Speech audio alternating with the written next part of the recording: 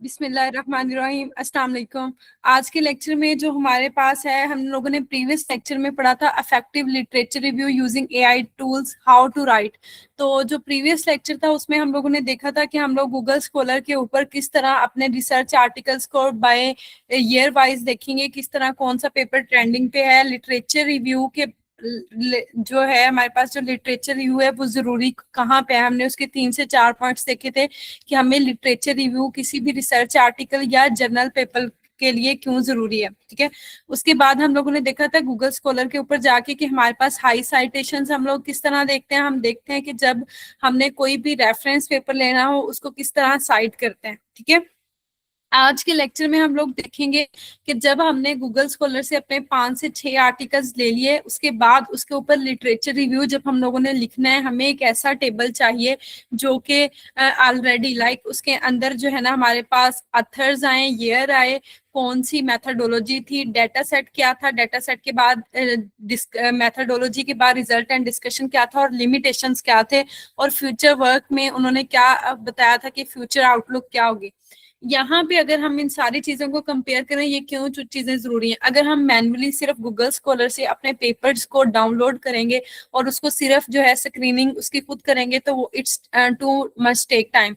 लेकिन अगर हम अपने एआई टूल्स को भी यूज करेंगे तो एक दफा फिर भी हम लोग अब्स्ट्रैक्ट पढ़ के उससे कंफर्म कर लेंगे कि वाकई में ये जो हमें ओवरऑल इसका टेबल मिल रहा है तो ये अथेंटिक है या नहीं।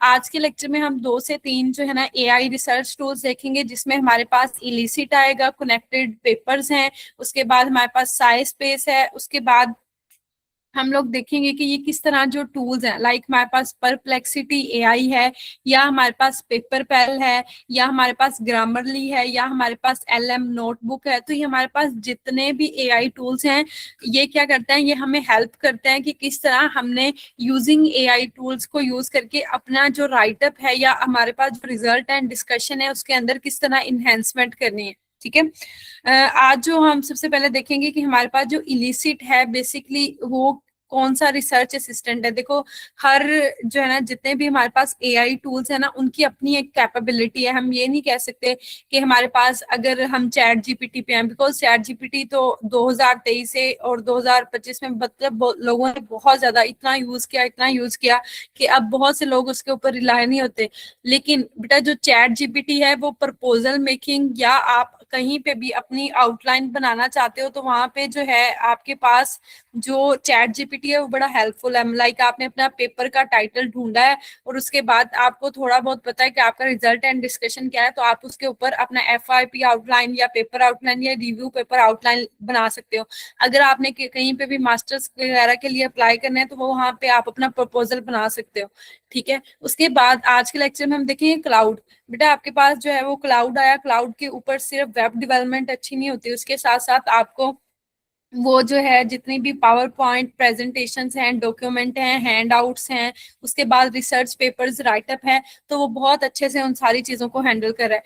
तो आपने इन ए रिसर्च ये नहीं करना कि एक ही चीज के ऊपर सारा डिपेंड हो जाना है। आप गूगल स्कॉलर को यूज करो फॉर फाइंडिंग डिफरेंट जो है रेफरेंस पेपर, उसके बाद इलिसिट के ऊपर आओ, अपना टेबल मैट्रिक्स पूरा बनाओ, उसको उठाओ, वहां से नेक्स्ट वेबसाइट के ऊपर लेके जाओ और देखो कि वाकई में मैंने जो चीज उठाई हुई है वो अथेंटिक है नहीं अथेंटिक। उसके बाद जाके अपना एक सेक्शन लिखवाओ, इंट्रोडक्शन लिटरेचर रिव्यू एक से लिखवा लिया, उसके बाद प्रपोज मेथडोलॉजी के अंदर आपके पास अपनी चीजें होंगी, आपने सिर्फ उसके बारे में राइट करना है। ठीक है, उसके बाद रिजल्ट एंड डिस्कशन है, उसके लिए हम लोग जब उस लेक्चर पे पहुंचेंगे नेक्स्ट वीक के अंदर तो हम लोग देखेंगे कि किस हम पाइथन को या हम डिफरेंट सॉफ्टवेयर जो हैं एआई जिनमें हेल्पफुल है, हम किस तरह अपने रिजल्ट के ग्राफ या फिगर्स को इनहेंस कर सकते हैं। ठीक है, हम अपने फ्लो चार्ट के लिए किस तरह ड्रा डॉट आयो या कैनवा को यूज कर सकते हैं। उसके बाद हम चलेंगे अपने कंक्लूजन पे और उसके बाद रेफरेंस पे। उसके बाद आप लोगों का जो मोस्ट इंपॉर्टेंट सेशन है,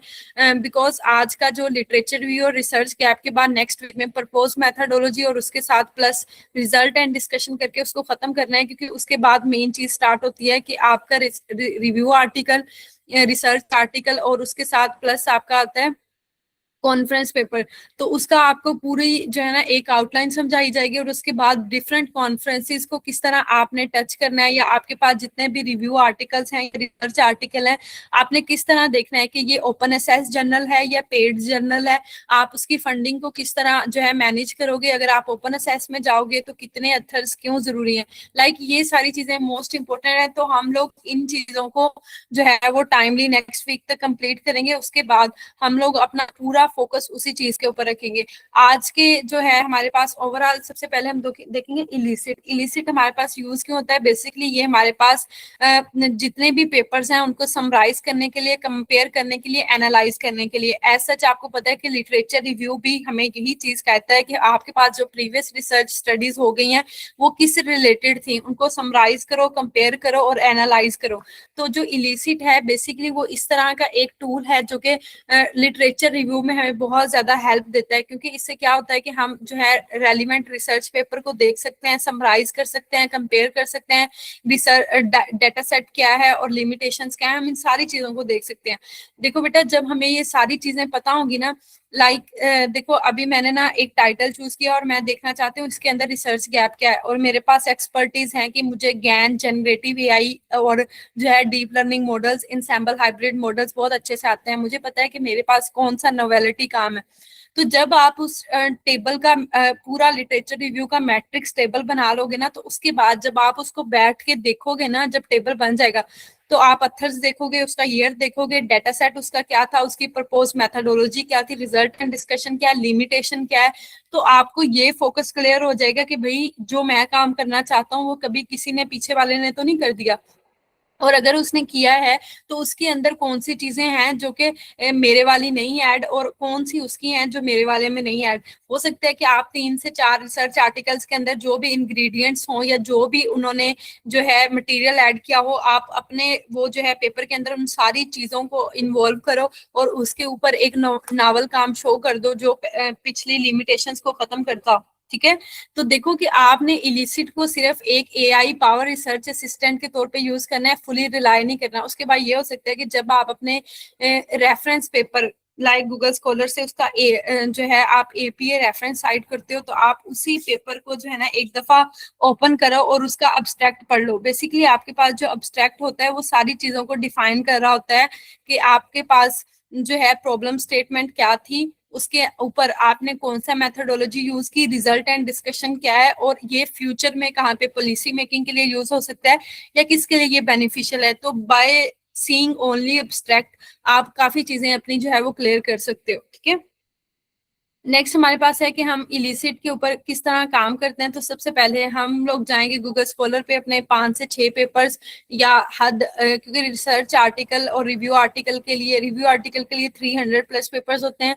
अगर आपने जो है वो रिसर्च आर्टिकल लिखना है तो उसके लिए आप 30 पेपर्स भी ले सकते हो। तो इट्स डिपेंडिंग ऑन यू, 30 से कम नहीं जाना, क्योंकि हर जर्नल का, हर रिव्यू आर्टिकल का या जो है आपके पास कॉन्फ्रेंस पेपर है उसका एक पूरा फॉर्मेट गिवन होता है कि आपने इतने ही रेफरेंस ऐड करने हैं, इससे कम नहीं ऐड हो सकते। उसके बाद वो रेफरेंस का आपको स्टाइल भी देता है कि भाई आपने जो भी रेफरेंस ऐड करने हैं उसका डिजाइन ये होना चाहिए। ठीक है, इसके साथ ना एक चीज और भी है कि जब हमारे पास कोई भी रेफरेंस आ जाता है ना, एपीए 7th स्टाइल में है, तो जब हम लिटरेचर रिव्यू लिखते हैं बेटा, लिटरेचर रिव्यू में बेसिकली हम प्रीवियस रिसर्च गैप्स को जो है ना वो फॉलो कर रहे होते हैं।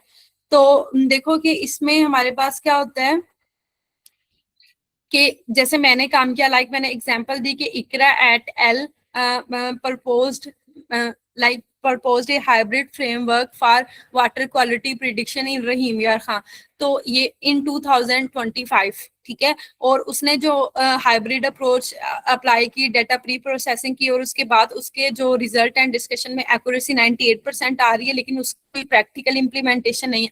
तो आपने उस पैराग्राफ को मेरे नाम से इस तरह शुरू करना है ना कि वो एक कहानी लगे, स्टोरी टेलिंग लगे कि ये बंदा था, इसने इस ईयर के अंदर ये प्रॉब्लम स्टेटमेंट को सॉल्व किया, लेकिन इसके अंदर ये मेथोडोलॉजी थी, रिजल्ट एंड डिस्कशन आए, लेकिन लिमिटेशन फिर भी बाकी थी। और उसके बाद आप अपना रिसर्च गैप लिखते हो कि देखो कि पुराने जितनी भी रिसर्च थी उसके अंदर ये गैप्स आ रहे हैं, तो मेरे वाले के अंदर नोवेलिटी क्या थी जो कि आप इंट्रोडक्शन के लास्ट में ऐड करोगे।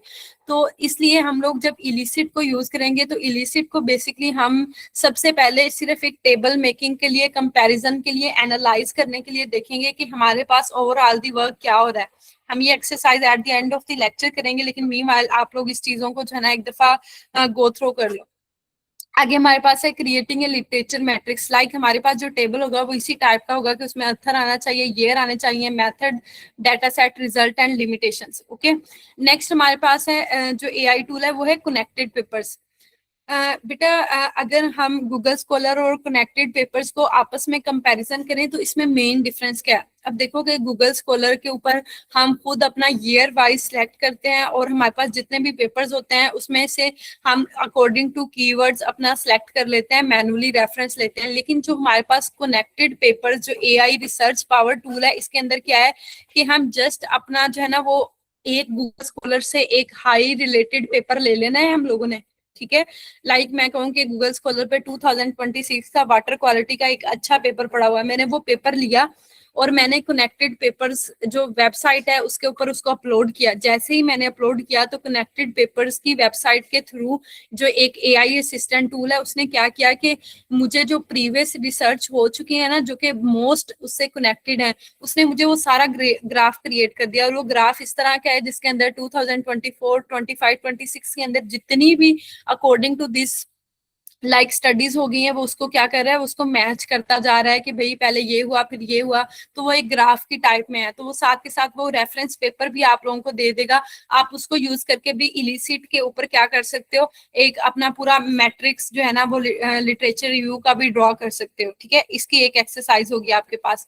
उसके बाद हमारे पास ये हमें हेल्प कहाँ पे करता है, देखो अगर हम गूगल स्कॉलर को यूज करते हैं तो वो हम मैनुअली कर रहे होते हैं, लेकिन जब हम लोग यहाँ पे आते हैं कनेक्टेड पेपर्स पे तो यहाँ पे हमें पता चल जाता है कि हमारा जो पेपर है, क्योंकि वो देखो जैसे हम कहते हैं ना कि आजकल हमारे पास चैट जीपीटी एक एलएलएम है, उसके वो लार्ज डेटा सेट के ऊपर ट्रेन है, उसके पास हर तरह का डेटा सेट है जितना भी अब तक वर्ल्ड में पब्लिश हो चुका है।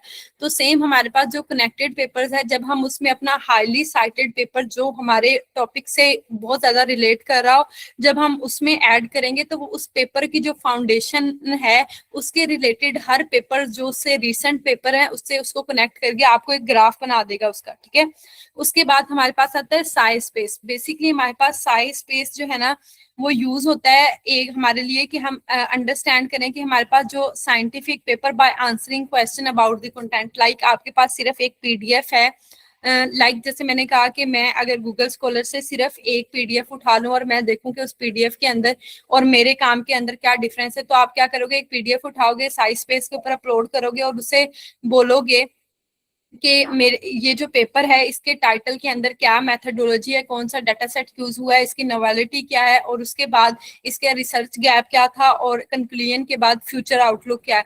तो जो साइज स्पेस है उसको हम लोग इसलिए भी यूज कर सकते हैं, इसके अंदर भी हम लोग जो है आइडेंटिफाई लिमिटेशंस कर सकते हैं, डाटा सेट को एक्सट्रैक्ट कर सकते हैं, समराइज फाइंडिंग कर सकते हैं। तो साइज स्पेस भी हमारे पास फॉर लिटरेचर रिव्यू किसी भी पेपर का देखने के लिए या किसी भी डाटा को एक्सट्रैक्ट करने के लिए एक पीडीएफ से उस पेपर की नोवेलिटी को देखने के लिए या रिसर्च गैप या लिटरेचर रिव्यू के लिए, तो साइज स्पेस भी हमारे पास एक अच्छी जो है वेबसाइट है।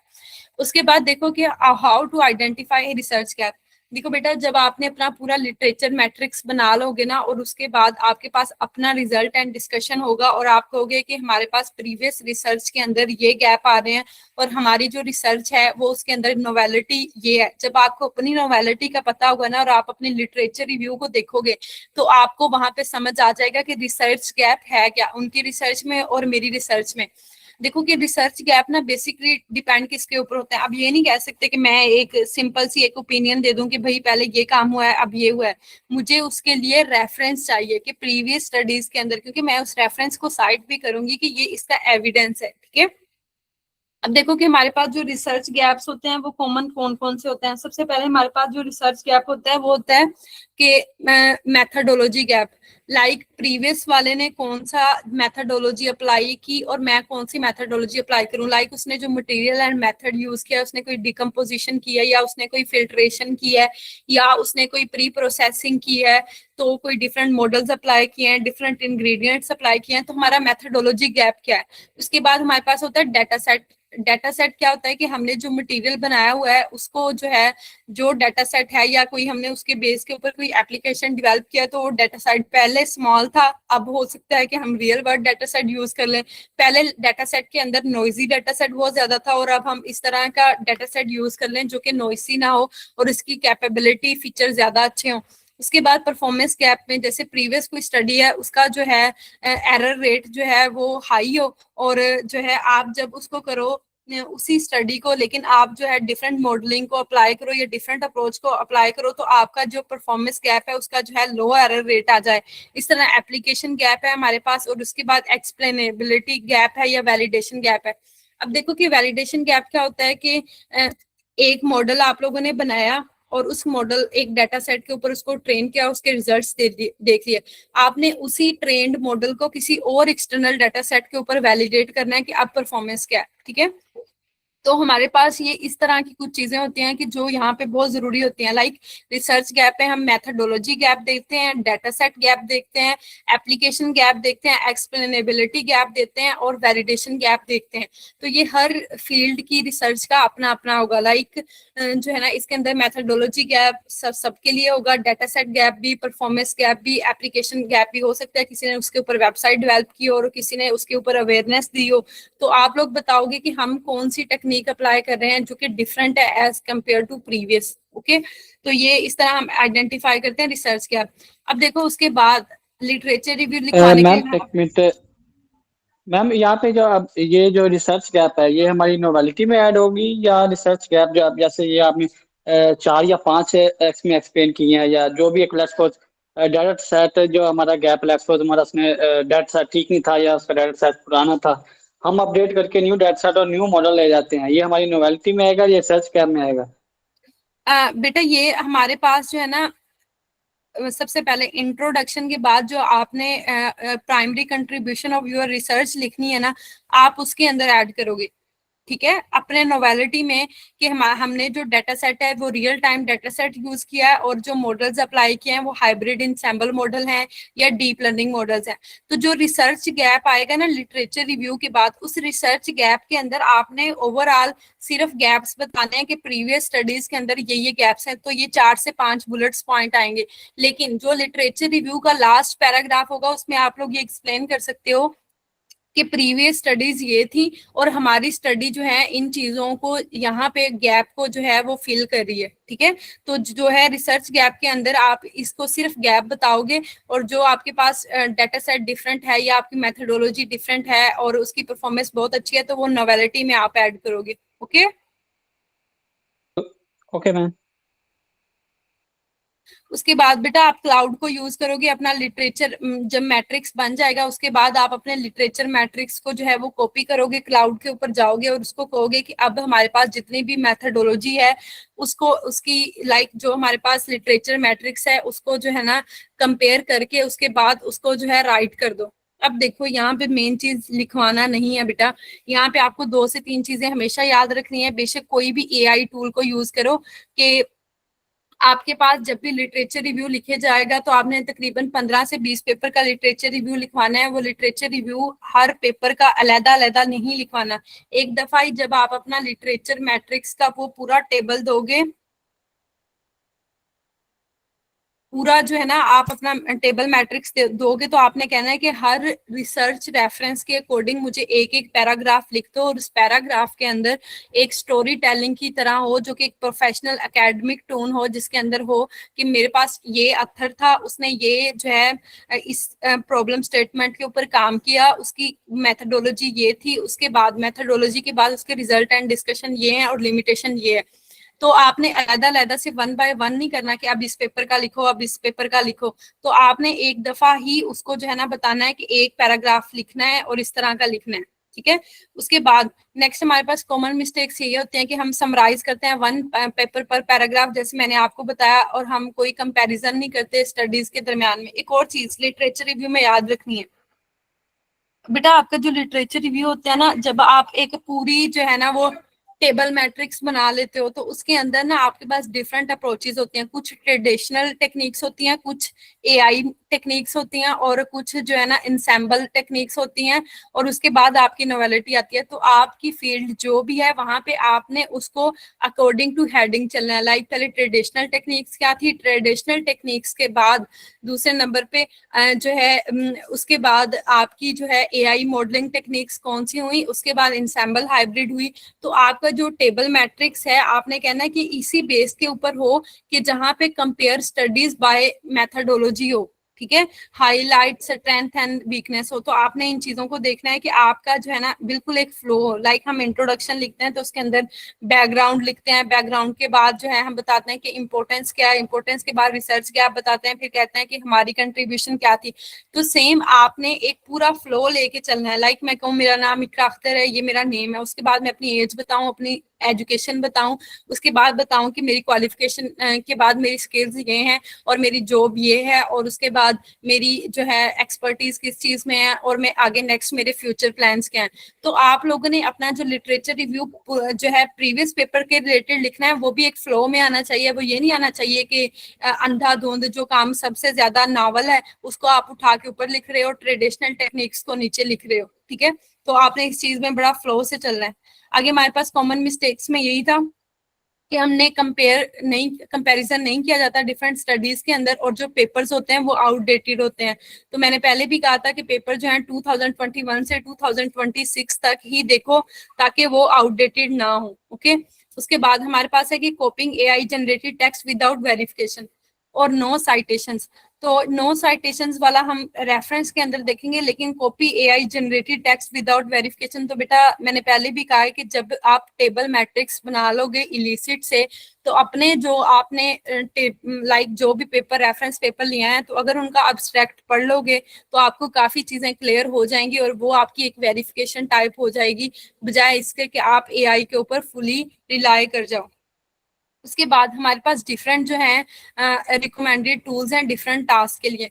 बेटा आप लोग इसका स्क्रीनशॉट ले सकते हो, क्योंकि आप लोगों का जो नेक्स्ट टास्क होगा वो इसी के ऊपर होगा इस वीक का, कि आप लोग जितनी भी ये वेबसाइट्स हैं इसके ऊपर जाओगे और एक एक टास्क करके आओगे, ठीक है। देखो सर्च पेपर के लिए गूगल स्कॉलर है, बिल्ड लिटरेचर मैट्रिक्स के लिए इलिसिट है, रीड एंड अंडरस्टैंड पीडीएफ के लिए साइज स्पेस है, अगर बहुत ज्यादा पीडीएफ को टुगेदर एनालाइज करना है तो उसके लिए नोटबुक एलएम है, डिस्कवर रिलेटेड पेपर के लिए रिसर्च रैबिट है, और विजुलाइज पेपर रिलेशनशिप के लिए हमारे पास क्या है, कनेक्टेड पेपर्स है, और फाइंड रिसेंट ट्रेंड के लिए परप्लेक्सिटी एआई है, और draft and refined literature review for write up हम चैट जीपीटी या क्लाउड को यूज कर सकते हैं, ठीक है। तो इसका स्क्रीनशॉट भी मीनवाइल ले लो, और बाकी मैं इसकी स्लाइड शेयर कर देती हूँ। आज के हम लोग जो है लेक्चर के अंदर अब देखते हैं कि हमारे पास जो डिफरेंट टूल्स हैं वो कौन कौन से हैं।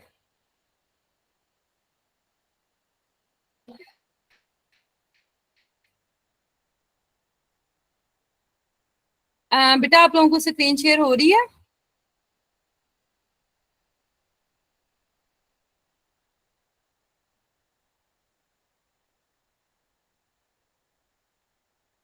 बेटा हम फिर जो है ना वो गूगल स्कॉलर के ऊपर चलते हैं। देखो यहाँ पे मैं कहती हूँ,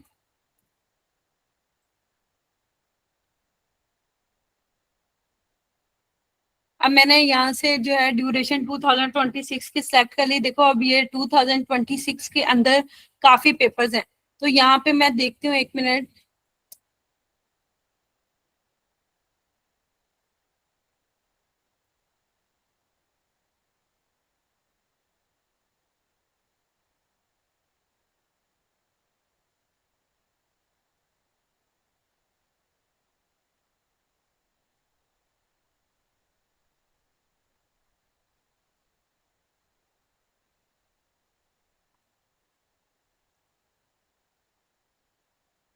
ये देखो कि ये पेपर भी 2026 में है, और देखो 2026 में जब ये पब्लिश हुआ उसके अलावा उसके बाद भी इसके ऊपर जो है ना वो मैनी रिसर्चेज हो चुकी हैं।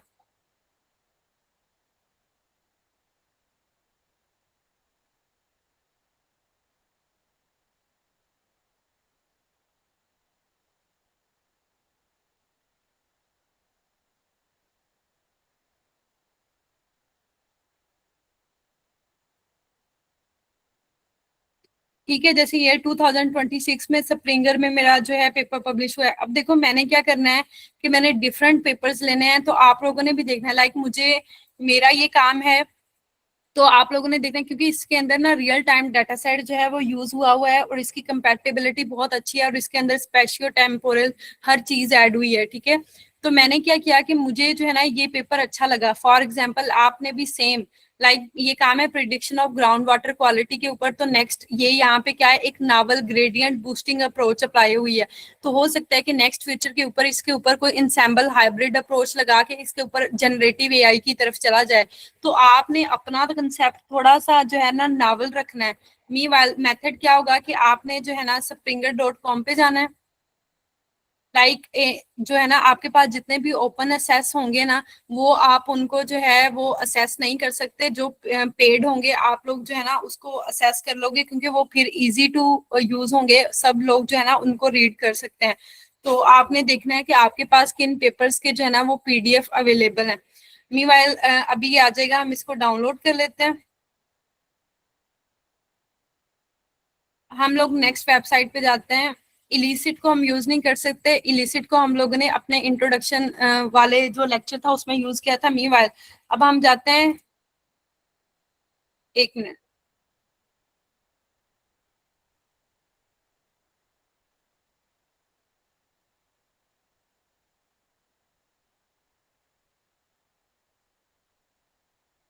अब हम लोगों ने देखना है कि हमारे पास अगर हम कोई भी पीडीएफ अपलोड करते हैं तो उस पीडीएफ के अंदर हमारे पास कौन सी जो है ना लाइक उसके अंदर लिमिटेशंस कौन सी हैं, फ्यूचर क्या है, मेथडोलॉजी क्या है।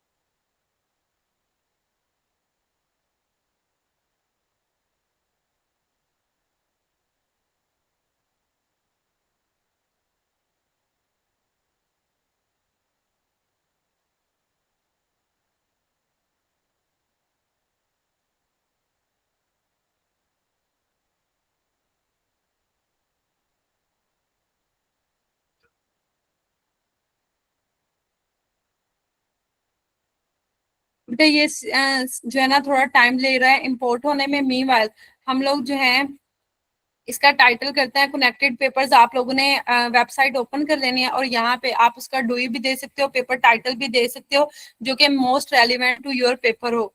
ठीक है, मैंने क्या कर लिया, मैंने इसको सिलेक्ट कर लिया और उसके बाद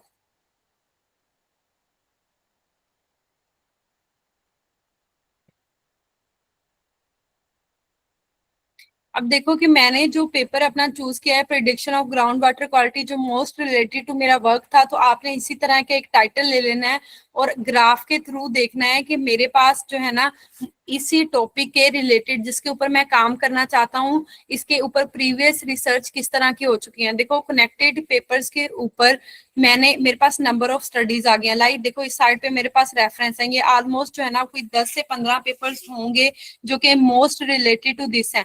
देखो मैं इसके ऊपर इल जैन के ऊपर क्लिक करती हूँ तो मेरे पास क्या आ जाता है, इस पेपर का इस साइड से मेरे पास पूरा फ्लो आ जाता है। इल जैन 2024 जिसने जो है ना 7 अत्थर है ग्राउंड वाटर सैलिनाइजेशन के ऊपर उसने काम किया हुआ है। राइट साइड पे देखें आपको पेपर का पूरा मिल जाता है।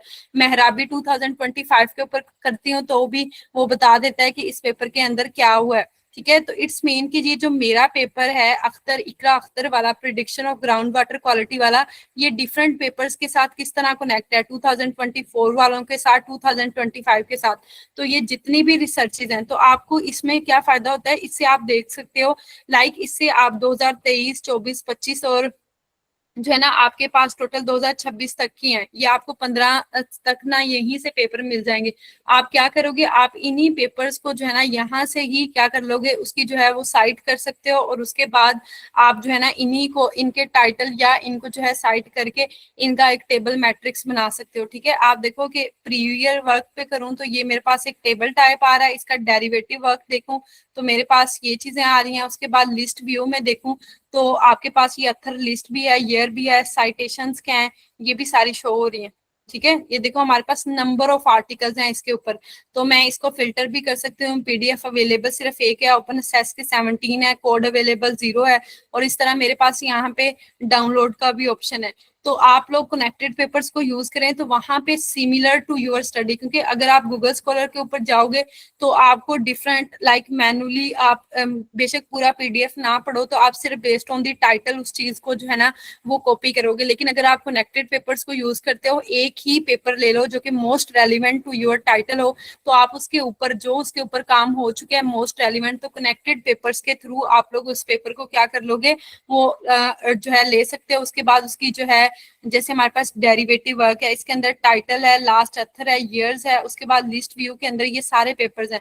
तो अगर मैं इसके पेपर के ऊपर जाऊं तो मैं इसकी जो है ना वो इस पेपर को मैं साइट कर सकती हूँ। ठीक है, जब मैं इसको साइट कर लूंगी तो मेरे पास इस इन्हीं पेपर्स के जो कि रेलिवेंट टू मेरे पेपर्स हैं, रेलिवेंट टू मेरे रिसर्च आर्टिकल हैं, मैं उन पेपर को लूंगी, इलिसिट के ऊपर जाऊंगी, उनका रेफरेंस कॉपी पेस्ट करके इलिसिट को कहूंगी कि इसके ऊपर मुझे जो है ना एक लिटरेचर मैट्रिक्स बना के दो जिसके अंदर अथर आए, ईयर आए, साइटेशन आए, रेफरेंस आए, और उसके बाद उसके अंदर मेथडोलॉजी क्या है, रिजल्ट एंड डिस्कशन क्या, लिमिटेशन क्या है। जब हमें हमारे पास अगर हम इलिसिट पे जाएं,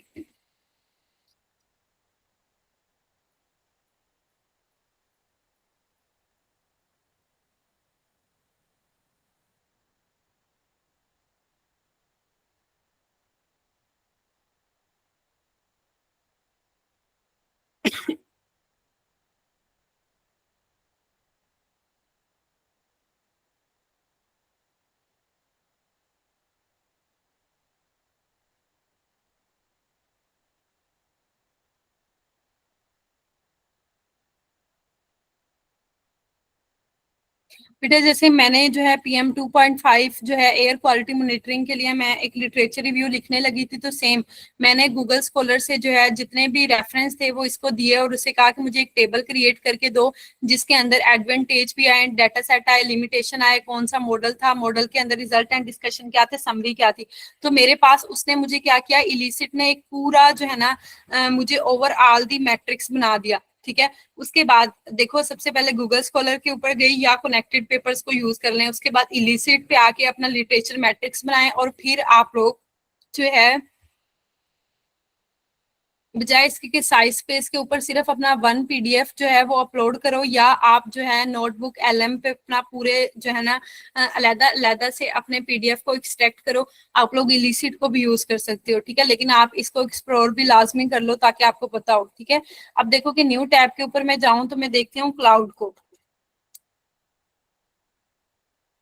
तो क्लाउड को जो है ना आप लोगों ने राइटअप के लिए यूज करना है। मी वाइल क्लाउड को आपने अपना टाइटल दे देना है और उसके बाद आपकी जो टेबल मैट्रिक्स है आपने कॉपी करके क्लाउड को देनी है और उससे कहना है कि मेरे पास जो है ना मुझे लिटरेचर रिव्यू लिख के दो जिसके अंदर जो है ना एक स्टोरी टेलिंग टाइप हो, एक पैराग्राफ मुझे चाहिए जिसके अंदर अथर्स ने क्या काम किया है उसकी क्या डिटेल है। तो ओवरऑल जो है ना आपके पास, दोबारा से मैं इस चीज को एक्सप्लेन कर रही हूँ, एक मिनट। सबसे पहले सर्च पेपर गूगल स्कॉलर से किए, लिटरेचर मैट्रिक्स देखी इलिसिट से, उससे पहले कनेक्टेड पेपर्स को यूज करके आप कनेक्टेड पेपर्स के वो भी उन्हीं जो आपको रेफरेंस जो कि most important to your topic हैं उन्हीं के आप रेफरेंस लेके भी इलिसिट के ऊपर जा सकते हो, उसका लिटरेचर मैट्रिक्स देख सकते हो कि किस तरह आपकी नोवेलिटी और उन पेपर का रिसर्च गैप क्या है। ठीक है, उसके बाद आप साइज स्पेस को या नोटबुक एलएम को यूज कर सकते हो अगर आप पीडीएफ्स को जो है वो स्कैन करना चाहते हो या एनालाइज करना चाहते हो।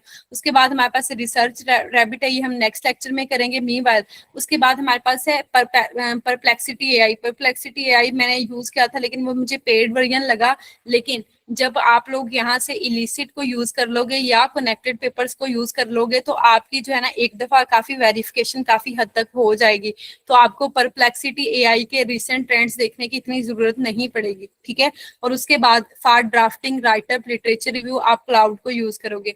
तो आप लोगों की जो एक्सरसाइज इस वीक में यही होगी कि आप लोगों ने यही स्क्रीनशॉट को लेना है, इसी के ऊपर से जितना दिल करे सर्च पेपर करो अपने टॉपिक के रिलेटेड, उसके ऊपर लिटरेचर मैट्रिक्स बनाओ। ये आप लोगों ने एक वर्ड डॉक्यूमेंट के अंदर ये सारी चीजें मुझे शेयर करनी है, अलहदा अलहदा एक एक टूल का नाम लिखना है, उसको आपने यूज करके जो रिजल्ट्स निकाले हैं आप लोगों ने वो देने हैं। ठीक है। तो ओवरऑल आज का लेक्चर इसी पे था। मीनवाइल आप लोगों के जो क्वेश्चन है आप लोग मुझे बताएं और उसके बाद मैं आंसर करती हूँ।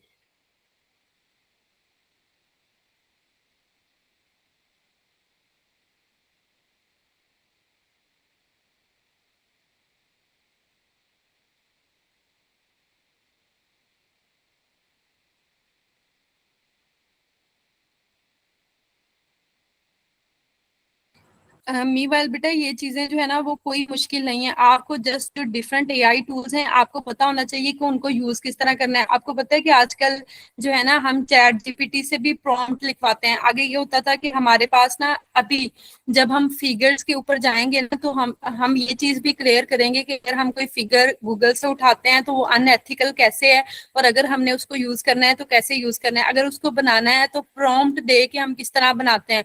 तो बाय यूजिंग प्रॉम्प्ट कोई भी एआई फिगर इलीगल है कभी भी हम अपने रिसर्च और रिव्यू आर्टिकल के अंदर जो यूज करते हैं। हाँ आप कोड से अपनी फिगर बना सकते हो। तो इस तरह हमारे पास डिफरेंट चीजें हैं जो कि हम लोग नेक्स्ट लेक्चर में डिस्कस करेंगे जब हम प्रपोज्ड मेथोडोलॉजी के ऊपर जाएंगे। मीवाइल आप लोगों ने अपनी इससे एक दफा प्रैक्टिस कर लेनी है। आपके पास आपके जो भी टाइटल हैं तो आप लोग क्लियर करो कि आपका रिसर्च गैप क्या है और आपकी क्या नोवेलिटी है।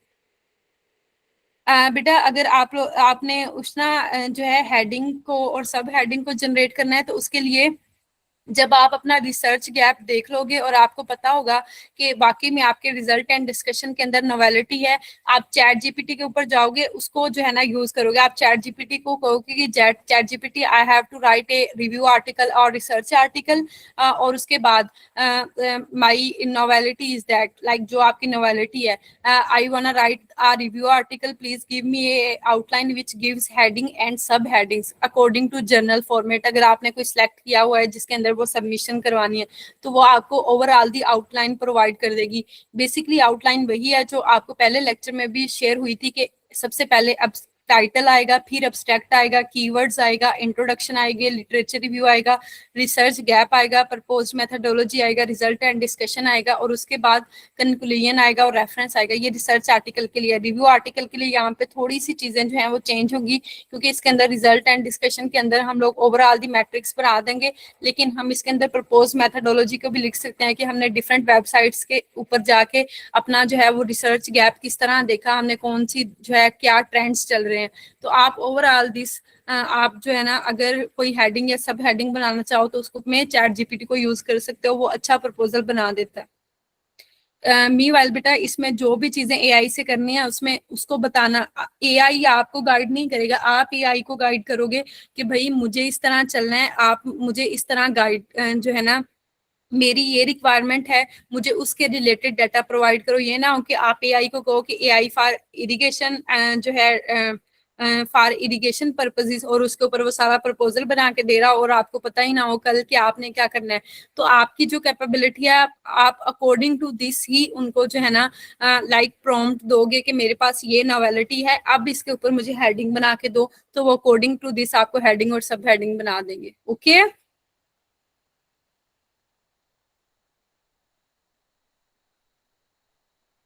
ओके बेटा, थैंक यू सो मच। हम लोग जो है ना ये लेक्चर जो है ना अभी खत्म करते हैं। इंशाल्लाह नेक्स्ट लेक्चर के अंदर आप प्रपोज मेथोडोलॉजी और रिजल्ट एंड डिस्कशन को कवर कर लोगे, और उसके बाद हमारा मेन फोकस जो है ना वो इस पूरी जो है ना इन रिसर्च कैंप और जो है बूट कैंप के अंदर उसी के ऊपर है कि आपको पता हो कि अगर आपने कोई चीज नॉवल की हुई है, और बेटा उसमें नॉवेलिटी जरूरी होती है कि आपका राइटअप कैसा है, आपकी जो है रिजल्ट एंड डिस्कशन कैसी हैं, फिगर्स कैसी हैं। विदाउट दिस आप कोई भी ये नहीं जस्टिफाई नहीं कर सकते कि वाकई में नोवेलिटी है या नहीं। तो आप लोगों ने अपनी इन चीजों के ऊपर ध्यान रखना है कि कोई भी चीज करो उसके ऊपर थोड़ा सा टाइम लगा दो, बजाय इसके कि एआई के ऊपर फुली फोकस्ड रहो। उसके बाद ये जो मैंने एक्सरसाइज बताई हुई है आप लोगों ने जो है गूगल फॉर्म शेयर हो जाएगा, अकॉर्डिंग टू दिस आपने उसके अंदर जो है अपना वर्ड डॉक्यूमेंट पेस्ट कर देना है। और उसके बाद जब आप लोग जो है लास्ट वाला वीक होगा जिसके अंदर हम रिव्यू रिसर्च आर्टिकल और जर्नल पेपर को करेंगे तो वो बड़ा बेनिफिशियल होगा। उसके बाद आप लोगों के लिए एक पूरी डायरेक्शन होगी कि आप अपने रिसर्च को राइट भी कर सकते हो और उसके बाद उसको सबमिशन की तरफ भी जा सकते हो। उसके लिए आपको कभी भी अपने सुपरवाइजर को देखना नहीं पड़ेगा, हर किसी को नहीं कहना पड़ेगा, क्योंकि हमारे पास कुछ ओपन असेस होते हैं जर्नल जहाँ पे बजाय इसके कि हम सुपरवाइजर्स और फंडर को ढूंढें, वो फ्री ऑफ कॉस्ट होते हैं, तो वहां पे आप अपना पेपर सबमिट करा सकते हो। लेकिन उसके लिए भी आपके पास गाइडलाइंस होती हैं कि आपके पास एआई प्लेजरिज्म इतनी होनी चाहिए, आपके पास वर्ड टून इस तरह के होने चाहिए, आपके पास टेम्पलेट कैसा होगा।